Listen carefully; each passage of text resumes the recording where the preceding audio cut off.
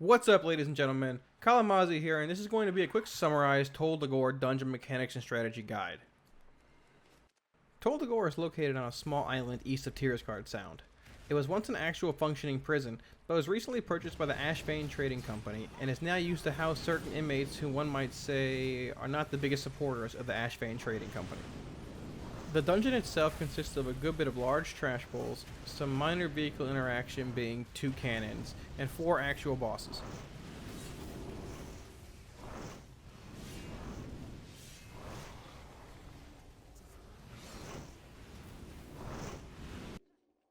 The first boss we're going to encounter is named the Sand Queen. She's roughly 2 or 3 pulls into the instance and is sort of the guardian of the sewers which you enter in. The first ability she has is called Sand Trap, and it basically places 4 or 5 large circles beneath the players in the group. If you come in contact with them, it deals a large bit of nature damage and knocks you back. Basically just avoid them, there's not really too much to them. One thing to note is that they do stay there for the duration of the fight. Upheaval is the next ability we encounter, where basically she burrows beneath the sand and then explodes from below one random party member. Being spread a few yards means that only the targeted member of the party will actually take the damage and receive the knockup. Sandstorm is the next ability we encounter, and it deals mild damage to the party every 2 seconds.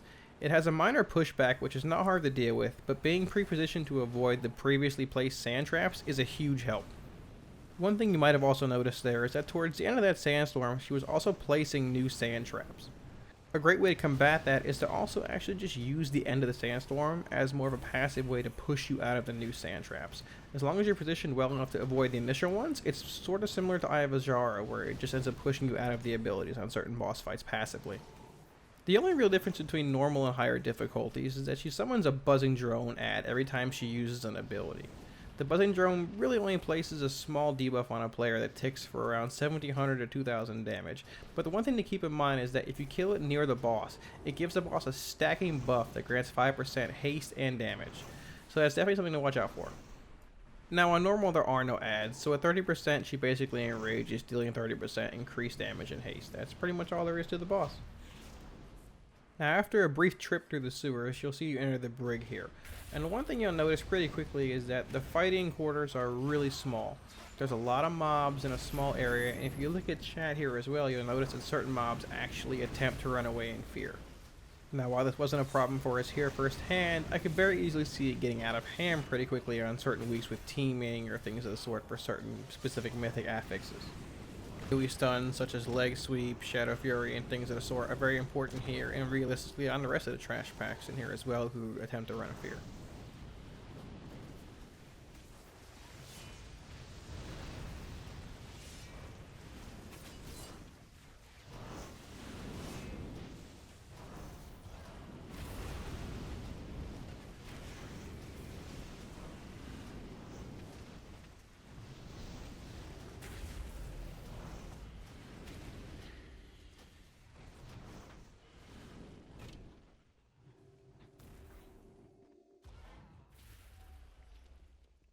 The next boss we encounter is named Jess Hollis, and in my opinion is a pretty unique and interesting fight that I thoroughly enjoyed.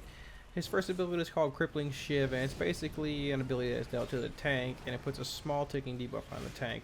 One thing to note is that it does decrease movement speed by 50%, which is very important when we get to the later stages of the fight. The next ability is called Flashing Daggers, and as you can see here, we're all LOSing behind this pillar here, which is basically the way you avoid it. Howling Fear is another ability that the boss has, and it's basically the token interrupt ability of the fight. It's a 6-second AoE fear that you can interrupt, and realistically just have some sort of interpretation set. If it gets off and lines up with other certain abilities, as we might see here, it can be pretty inconvenient. Smoke Powder is the ability here that he does when he reaches 50%, and this is what makes the fight so unique. Jess continues to run along the hallway here, opening cells, releasing inmates. Your job is to obviously kill these inmates along the way. Keeping up with the boss here, however, is a lot harder than it seems, as these mobs do hit pretty hard, and he does spawn a decent bit as well. We did actually test if pulling the boss past the initial hallway or so, basically to this point, caused him to skip opening these cells. Unfortunately, he stunned us there, ran backwards, ran right past us, probably laughing at us, and spawned all the ads regardless. One thing to keep in mind while you're actually fighting your way back to Jess is that when he reaches this point, he starts channeling an ability called Motivating Cry. It's a stacking ability every 2 seconds that gives him a stack The stacking ability is just a 10% damage increase, and it only lasts for 12 seconds. We only reached 2 stacks here as we kept up pretty well with him, and our tank was actually able to Demon Hunter leap over to him and interrupt him pretty quickly. Besides that, the fight is pretty much just rinse and repeat from this point. Just make sure you keep interrupting the Howling Fear, and keep LOSing the Flashing Daggers, and besides that, it's pretty much over.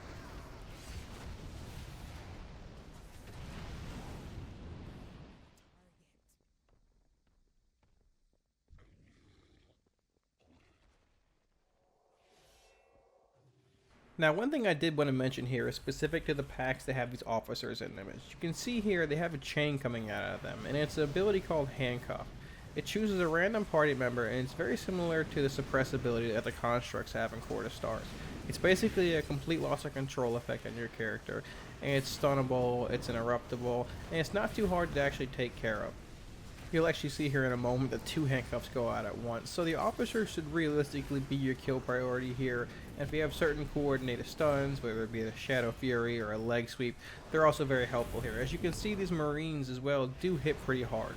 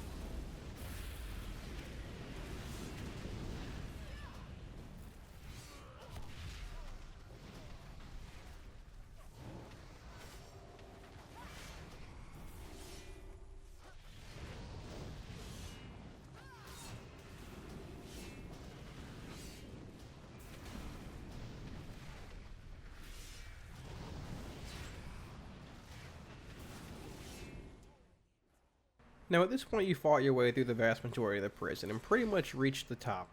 These heavy cannons here can be used to help kill these flame casters and marines along the top. But one thing to note here is that actually on Alpha these cannons currently deal damage to your party members. Now obviously I highly doubt this will make it live, but at this point it made it a little bit hard to actually, fully take on these packs here and see their full abilities. We do know that the marines still hit pretty hard, and the flame casters seem to have some sort of ranged ability as well. Now, I don't know how to actually pronounce this boss's name, so we're going to call her Knight Captain Val. The fight is a very unique mechanic, where basically if any of these barrels you see around the room come in contact with fire, they explode, dealing a very large amount of damage to your party. And it's called Burning Arsenal, which basically the ability you have to work around the entire fight. She's going to do certain abilities that deal fire damage, and you basically have to move these barrels out of the fire circles, or just keep them away from fire at all costs. One of the abilities you see here is called Cinder Flame right now, where she's going to blast a large fire wave out from in front of her. Basically just make sure there's no barrels in front of her, and you can preemptively move them. And we had our healer do it a good bit of the time, even though he dies there. The next ability is called Fuse Lighter, and it chooses a random party member and has them pulse fire damage within a 5-yard radius every 1 second. Basically, the person that's chosen has to be far away from the barrels, and if they're the person that you've assigned to move the barrels, something has to be changed and someone else has to move them. Ignition's the final ability we're going to see here, and it just basically places these orange fire circles around the barrels, and you just have to move them out of it. It's pretty simple, and there's not really much else to it, and the fight is basically just a control fight. It sort of reminds me of Shade of Medivh and Upper Karazhan. Just make sure you move the barrels out of the fire. If you can do that easily, then you'll kill the boss.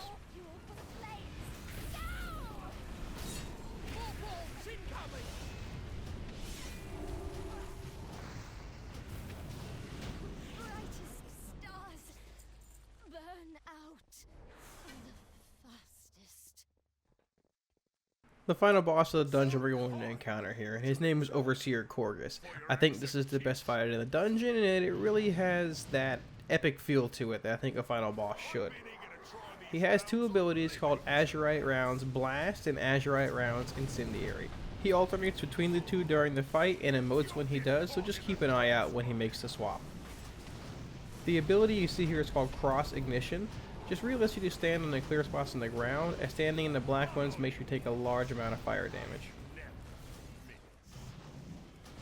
Massive Blast is the ability you see here, with the cannon shooting a large blast of fire out of the front of it. It turns randomly, but it actually stops and begins to glow red when the Massive Blast is coming, which is a very easy way to tell. Just make sure you're not in front of the cannon realistically at any times, especially when it starts to glow red.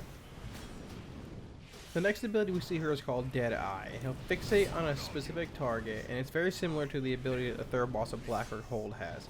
It deals a moderate amount of damage, but increases damage taken by additional Dead Eyes by 500%, so you have to have another member of your group soak it for you. The last ability we see here is called Explosive Burst, and it chooses random party members and places these red circles around them. After 6 seconds they explode, dealing moderate fire damage to all allies within 5 yards. I feel overall that Tol Dagor is very well designed and flows very well. I'm also very interested to see and test it with certain affixes such as Teaming, Explosive, and Fortified. Thanks so much for watching, guys. Let me know what you thought of Tol Dagor in the comments below, and if you enjoyed the video and want to see more World of Warcraft and Battle for Azeroth content, feel free to like, share, and subscribe. Peace.